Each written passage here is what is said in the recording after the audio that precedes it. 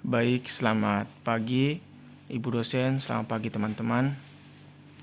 Perkenalkan, nama saya Ignacio Iltu Amaral Gomez, NIM 211011500071, kelas A semester 2, MK Pembelajaran Motorik, Prodi Pencaskesrek.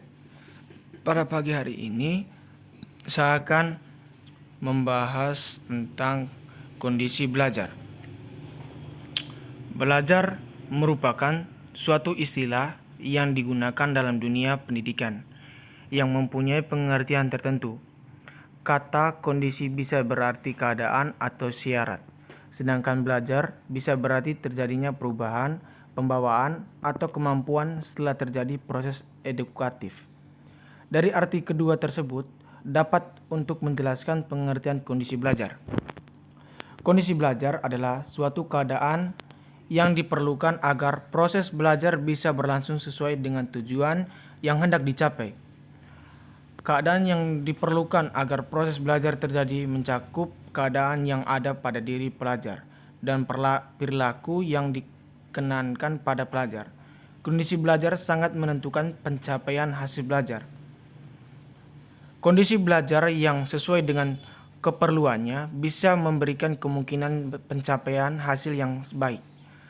Sebaliknya, kondisi belajar yang tidak sesuai dengan keperluan bisa mengakibatkan pencapaian hasil belajar yang tidak baik. Karena kondisi belajar berpengaruh terhadap kualitas pencapaian hasil belajar, maka kondisi belajar harus disiapkan sebaik-baiknya dalam proses belajar mengajar. Kondisi belajar harus disesuaikan dengan jenis belajar yang ditangani dalam proses belajar mengajar.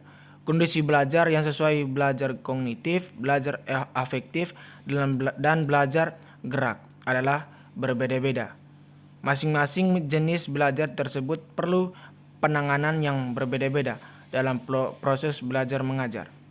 Mengenai pengertian kondisi belajar gerak, sama saja pengertiannya dengan kondisi belajar pada umumnya.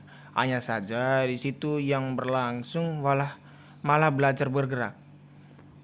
Kondisi belajar gerak seperti halnya dalam belajar kognitif dan belajar afektif, meliputi dua macam kondisi, yaitu kondisi internal dan kondisi eksternal.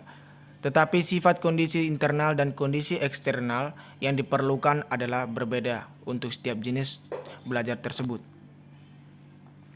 Kondisi belajar gerak adalah suatu keadaan yang diperlukan agar proses belajar gerak bisa berlangsung dengan baik. Kondisi belajar meliputi kondisi internal dan kondisi eksternal. Kondisi internal dalam belajar meliputi dua macam, yaitu satu, pelajar harus mengingat bagian-bagian gerak, dan yang kedua, pelajar harus mengingat urutan rangkaian gerak. Kondisi eksternal dalam belajar gerak meliputi empat, yaitu satu, sajian instruksi verbal, dua, sajian instruksi visual, dan ketiga, kegiatan praktik, dan yang terakhir, penyampaian umpan balik. Instruksi verbal berbentuk penjelasan yang perlu diberikan kepada pelajar mengenai apa dan bagaimana melakukan gerakan yang gerak. Kegiatan praktik berbentuk pengajaran melakukan berulang kali gerak dipelajari. Umpan balik berbentuk penyampaian masukan kepada pelajar mengenai benar atau salahnya gerak yang telah dilakukan selama kegiatan praktik. Itu saja penjelasan yang telah saya sampaikan. Jika ada kata yang salah dan materi yang saya sampaikan masih kurang, saya mohon maaf dan selamat pagi. Sekian dan terima kasih.